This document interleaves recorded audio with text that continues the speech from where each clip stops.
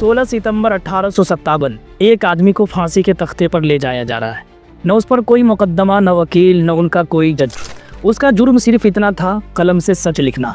आज उसका नाम भी किसी को याद नहीं, लेकिन उसके खून से लिखी गई वो तहरीर आज भी जिंदा है। 19 दिसंबर 1927 फैसलाबाद जेल से एक 27 साला नौजवान अपनी माँ को आखिरी खत लिख रहा था, जिसे कल उसे फांसी होनी है।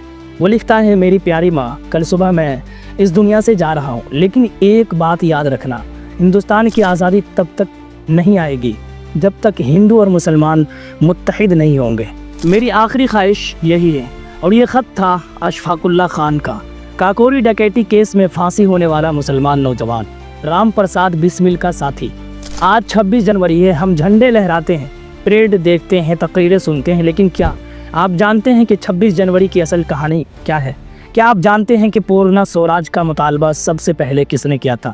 एक मुसलमान ने किया था। इनकलाब जिंदाबाद का नारा एक मुसलमान शायर का था। हिंदुस्तान का पहला शहीद सहाफ़ी एक मुसलमान था, और इंडिया गेट पर हज़ारों शोहदा में अक्सरियत मुसलमानों की। तो फिर ये नाम हमारी किताबों से क्यों गायब है? सन 1921 अहमदाबाद कांग्रेस, एक शायर मिंबर पर खड़ा होता है और पहली बार कहता है, इनकलाब जिंदाबाद। लोग चौंक जाते हैं। ये नारा दिया था मौलाना हसरत मोहानी ने। उसी साल उन्होंने कांग्रेस में सबसे पहले मुतालबा किया, मैं पूर्ण स्वराज चाहिए, मुकम्मल आज़ादी। गांधी जी ने ये मुतालबा मुस्तरद कर दिया, लेकिन 8 साल बाद 1929 में कांग्रेस ने वही मुतालबा मंजूर किया और 26 जनवरी 1930 को लाहौर में उसका ऐलान हुआ। तो सवाल ये है कि 26 जनवरी की बुनियाद किसने रखी और उस शख्स का नाम आज क्यों नहीं लिया जाता? दोस्तों, 26 जनवरी 1930 लाहौर रावी के किनारे लाखों लोग जमा है। जवाहरलाल नेहरू तिरंगा लहरा रहे हैं और ऐलान हो रहा है कि अब हम मुकम्मल आज़ादी चाहते हैं। पूर्ण स्वराज 1947 में हिंदुस्तान आज़ाद हुआ, लेकिन दस्तूर अभी बनना बाकी था। 26 नवंबर 1949 को दस्तूर मंजूर हुआ और 26 जनवरी 1950 को नाफिज किया गया, सिर्फ इसलिए कि 1930 के इस ख्वाब को जिंदा रखा जाए। एक माँ का तस्वुर कीजिए, बी अम्मा मोहम्मद अली और शौकत अली की माँ, दोनों बेटे खिलाफत तहरीक के रहनुमा, बरतानवी जेल में बंद हैं। जेलर कहता है, अगर माफ़ी मांग लेते हो तो रिहा हो जाओगे।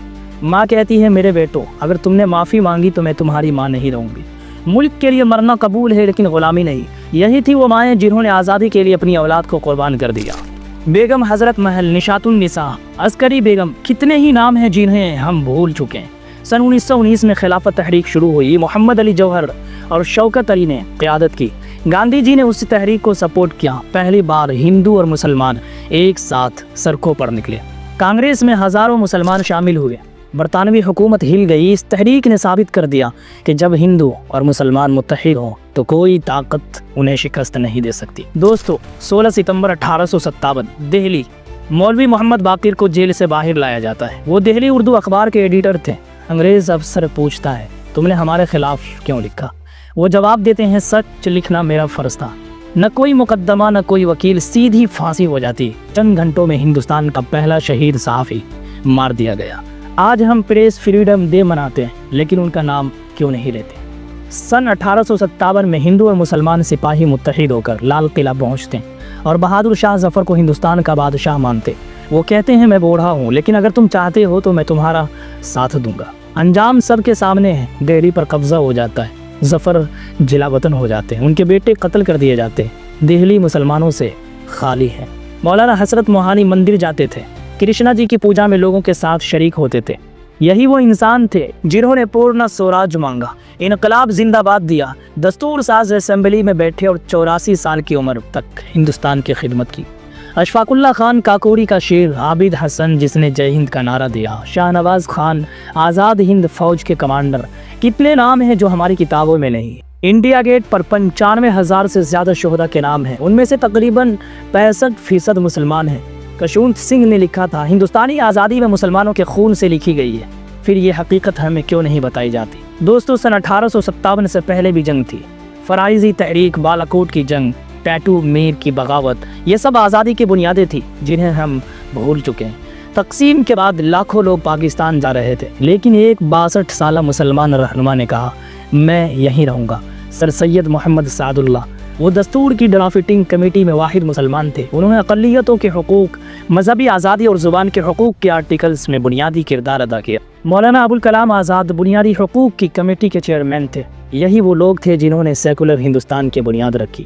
آج 2025 میں ہم دیکھ رہے ہیں کہ دستور پر سوال اٹھ رہے ہیں، پر بام بیل سے سیکولر لفظ ہٹانے کی بات ہو رہی ہے، سی اے اور NRC جیسے قوانین آ رہے ہیں، UAPA کے ذریعے آوازیں دبائی جا رہی ہیں، بلڈوزر راج، لنچنگ، اداروں پر دباؤ۔ کیا یہی وہ آزادی تھی جس کے لیے اشفاق اللہ خان شہید ہوئے تھے؟ کیا یہی وہ ہندوستان ہے جس کا خواب مولانا آزاد اور حضرت موہانی نے دیکھا تھا؟ ہم دیکھ رہے ہیں کہ دستور پر سوال اٹھ رہے ہیں، پریامبل سے سیکولر لفظ ہٹانے کی بات ہو رہی ہے، CA اور NRC جیسے قوانین آ رہے ہیں، UAPA کے ذریعے آوازیں دبائی جا رہی ہے، بلڈوزر راج، لنچنگ، اداروں پر دباؤ۔ کیا یہ سب آپ کو اسکول میں پڑھایا گیا؟ نہیں، تو پھر کیوں چھپایا گیا؟ کیا ہم دستور کے لائق وارث ہیں یا ہم اسے تباہ ہونے دیں گے؟ مولانا آزاد نے کہا تھا، ان نقوش کو مت بھولو جو تمہارے ارد گرد ہیں، یہ تمہارے آباء و اجداد کی یادگاریں ہیں۔ ڈاکٹر امبیڈکر نے خبردار کیا تھا، دستور کتنا ہی اچھا ہو، اگر اسے لاگو کرنے والے لوگ برے ہو تو دستور بھی برا ثابت ہوگا۔ دوستو، 26 جنوری صرف ایک چھٹی کا دن نہیں ہے، یہ ایک یاد دہانی ہے کہ آزادی کی قیمت کیا ہے، دستور کی کیا اہمیت ہے اور ہماری ذمہ داری کیا ہے۔ مجھے لگتا ہے دوستو آپ کی عقل سے ضرور یہ بات لگی ہوگی، پھر اپنے دوستوں کو بھی بھیجیں تاکہ انہیں بھی کچھ معلوم ہو جائے اور مندر مسجد کے گوبر سے باہر نکلے۔ ملتے ہیں اگلی ویڈیو میں۔ جے ہند، انقلاب زندہ باد، الوداع۔